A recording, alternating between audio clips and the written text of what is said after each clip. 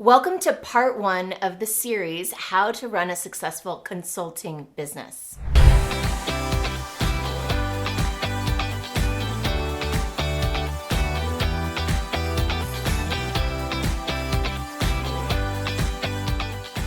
In this video, I'm going to talk about how to find your niche and how to focus your attention so that you can attract better clients and charge more. So first, I'm going to share a little bit about some of the problems that people run into if they don't do this foundational work, and then how to solve those problems. So first, I'm going to get into how to start your successful coaching practice. What are some of the foundational elements that you need to put in place? Then I'm going to get into how to brand yourself so that you can attract business. And ultimately, how to market and spread the word. And in the next couple of videos, I'll share with you how to run your business, how to operate it, and then how to scale it. Let's go.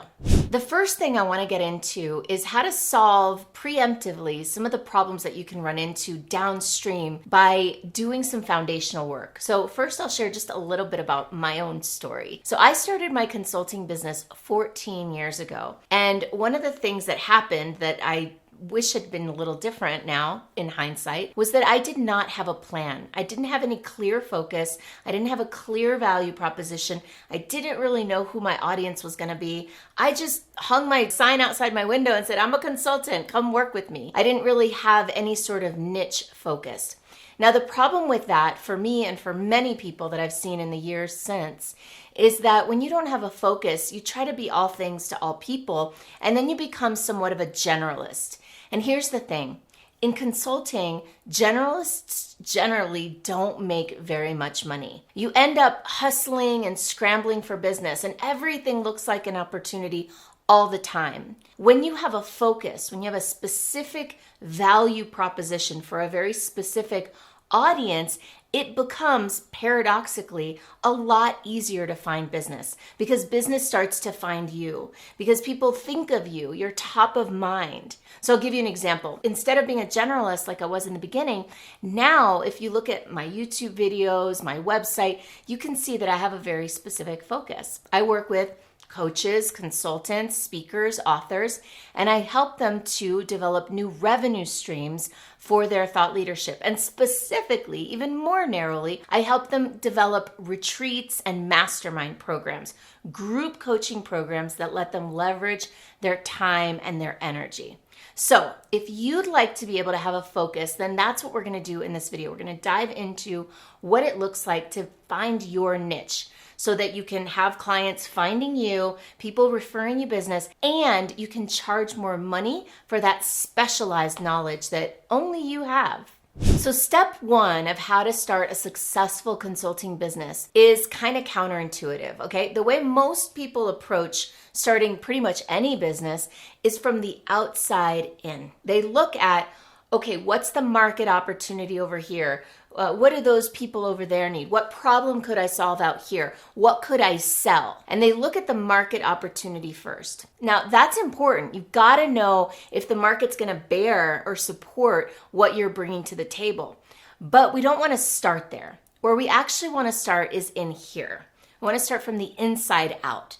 See, when you start from the outside in, what happens is you can build something that's marketable, that's even profitable, and that's quote unquote successful. But when you're a consultant, it can become a grind when you're doing something that you don't love. It's kind of like wearing clothes that don't fit you very well, right? If you wear something where the tag is scratching your neck, or your jeans are too tight, or your shoes are rubbing in the wrong way, you're not going to want to be in those clothes all the time. You're going to want to get rid of them and take them off the moment you get home each day. It's the same with your business. If your business doesn't fit you well, you're not going to enjoy it, and it's not going to be sustainable. Even if it is financially sustainable, it might not be sustainable for your life, for your lifestyle. If it doesn't bring you joy, what's the point of doing it? You only get one shot at life, so let's do it right. Let's have a ball. When we start from the inside out, we have to start with deeper questions, internal questions like, what do I love to do? Who am I really? What was I great at as a kid that I forgot about? What did I love to do when nobody was paying me, when nobody was giving me a gold star? What came naturally to me? And I think you'll find, like a lot of people, there were things that you've forgotten along the way, things that you've let go of, things that you love to do. Like, for example, I used to love to dance and sing when I was a little kid. And then I spent all these years doing math and getting good grades in school and getting an MBA, and I'd forgotten about my passion for performing. And when it came time to do this work that we're doing together, my coach, my mentor, helped me go back and remember, wow, I loved to be on stage. I loved to dance and sing. What would that look like now? And that was the beginning of my speaking business, of me getting up on a stage and performing in a different way, maybe not dancing and singing, but doing something that I love to do. So what do you love to do? What are you great at? What do you not have to try very hard to do? And really come back to that. One more story about this topic, about starting from the inside out and doing what you love. When I started my consulting business, remember I mentioned that I started without much of a plan. I looked outward and I thought, what can I sell? And I started selling my time and my services and my efforts and what I thought people would buy. But I didn't think for a moment that people would want to buy me on a stage or have me perform for them, even though that's the thing I love to do. So I had to find that first and then reorganize my whole business around it, which brings me to the second part of going from the inside out.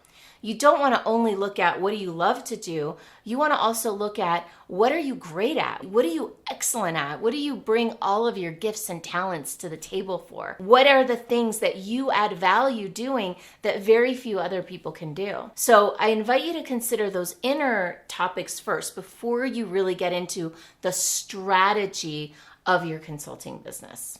Now let's talk about how to brand your consulting business. Now branding is so important because it's basically your persona put out into the world so that people can relate to it, connect with it, and then come to you. It's your way of attracting people to you. We're going to talk about marketing in a second, in a little bit, which is more about putting your brand out in the world consistently. But before we can really market, we've got to understand, what is this brand about?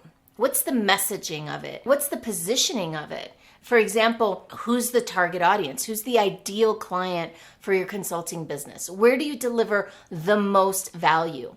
Now, I like to think about clients and ideal clients with three things to consider, okay? So number one, you want to think about who is the person that I love to work with the most? Secondly, who are the people that I add the most value to? And third, and very important, is who are the people that can afford to pay me what I'm worth and what I want to earn? One of the biggest problems people run into in consulting is they end up charging too little. And we'll talk about that, I think, in part 2. They charge too little, and then they end up having to hustle all the time to generate business and get more and more and more clients. I'm a big believer instead of having fewer clients, fewer projects, and higher price points. Your brand is what gives you credibility in the market and makes people say, oh, I want to work with her, or I want to work with him. Okay, so your brand is all about, I just mentioned, your positioning. Who's your ideal audience? Who do you want to work with? And then what problem do you solve for them? Now, there are 3, again,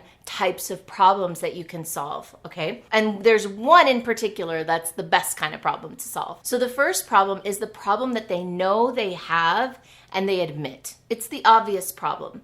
So let's say you're a business consultant. Well, one of the most obvious problems that businesses have that they need a consultant for is how to grow their revenues. Awesome. How do we grow our revenues? That's the problem they're looking to solve. But there are 2 more problems. There's a problem underneath that problem. That's the second problem, which is how they feel about the problem. Wow, we're really struggling here. We feel like we don't know what we're doing. It's really hurting. There's an emotional problem underneath the bigger problem, the emotional problem that the CEO has or the founder has. That's usually the person that you as a consultant will be talking to, unless it's a really big company. But then there's the third problem. And this is where your thought leadership comes in. This is where you get to become the expert and you get to attract clients. And that's the problem they don't even know they have. When you can identify the blind spot in your client, when you as the consultant, as the leader, can figure out what's really going on here. Oh, you guys don't have revenues because your salespeople don't know how to sell. Or you guys don't have revenues because your marketing is terrible and you're losing your leads halfway through the sales process. You as a consultant, if you can figure out what that problem is that they don't even know they have, then that's where you raise your value proposition. And so that leads me into the next step, which is marketing. Now that you've figured out what the blind spot is for your ideal clients, what the problem that they don't even know they have, that's what you can start to build your entire value proposition and brand around. Let's say you've identified this thing, which is where the sales process, pretend you're a business consultant, and you've figured out that there's this piece of the sales process that's falling apart and that's ruining everything. Well, you can become an expert in that piece of the sales process, right? And what you can market, and how you can market your consulting business, is around bringing awareness to that blind spot. So whatever the blind spot is, you could do this with any type of consulting. You could do it with HR consulting, with marketing consulting. But the key is to figure out what that blind spot is and then educate people. Become a thought leader in that blind spot. I'll give you an example. I'm not exactly a consultant anymore, more of a coach.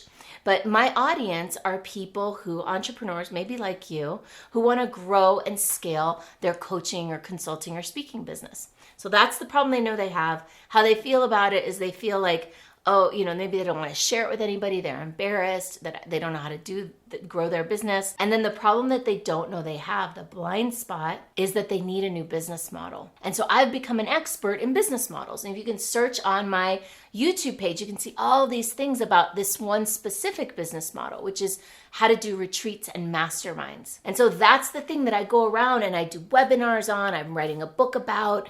I'm doing all this marketing about this solution to that initial problem. And that's how you become a thought leader in your niche. Now, if you want to go even deeper into this topic about how to become a thought leader, how to do thought leadership marketing, I have an entire playlist about it that I invite you to check out. So now that we've covered some of the foundational elements to build and grow a successful coaching business, I invite you to watch part 2, where we're going to dive into how to sell your consulting services. See you on part 2.